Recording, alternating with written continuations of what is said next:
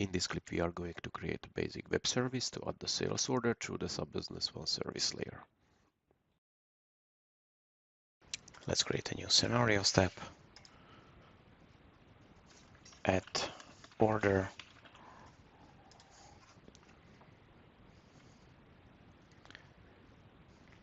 Then we can define the inbound and outbound channel.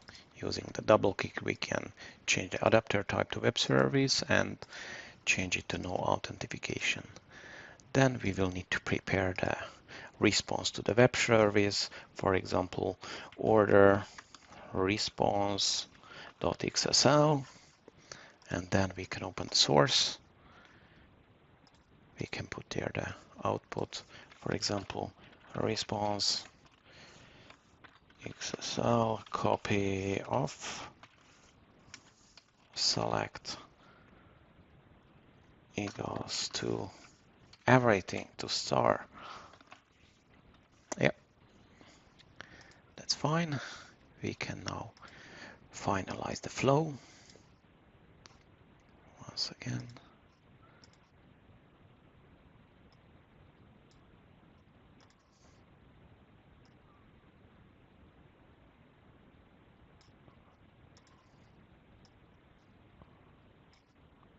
Can use the pretty print, can save it, and now it's time to create the deployment.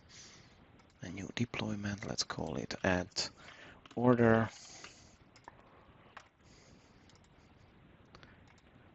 We will select the scenario step, activate the detailed logging, and we can activate the deployment. To trigger the URL, we will use the URL button. We will copy the URL. I'm using the REST project where I'm changing it to post.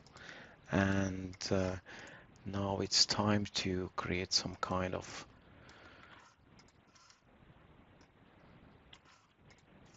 annotation for that. Okay, my order is fine, and we can finalize the envelope body, and we can simply execute it. Yeah, it is receiving back the information what we are sending. Now we can, yeah, maybe it would be fine to change it to 0. Yep, this way. And now it's time to put here a new transformation. This will be the prepare service layer XSLT, and do the pretty print, and we can open the source and change it accordingly.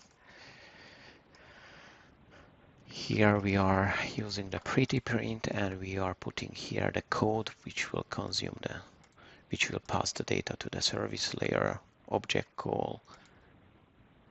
And now it's time to add here a new communication adapter, which will be here the service layer. I'm selecting the sysID, then the object, it's orders. Okay, orders, key value, and this can be false. Do the pretty print, and now we can save it. It's fine. Let's try to open the final transformation, and we will put here a more extended response. Let me just copy and paste. And because I'm using the UPLT namespace, I will include it here. UPLT. Let's save it. Now we can save again. And it's time to go to deployment and redeploy the full solution. And afterwards, we can try to consume the newly created changes. Yeah, adapter pool is still deactivated, then it means we will need to wait, but now it is working very well. Beside of that, we can move to the monitoring part, check the latest runs. This is the message which came in. and this is the message which came out. And it's possible to also debug it. Each section we can use the red arrows and you will have some more detailed information.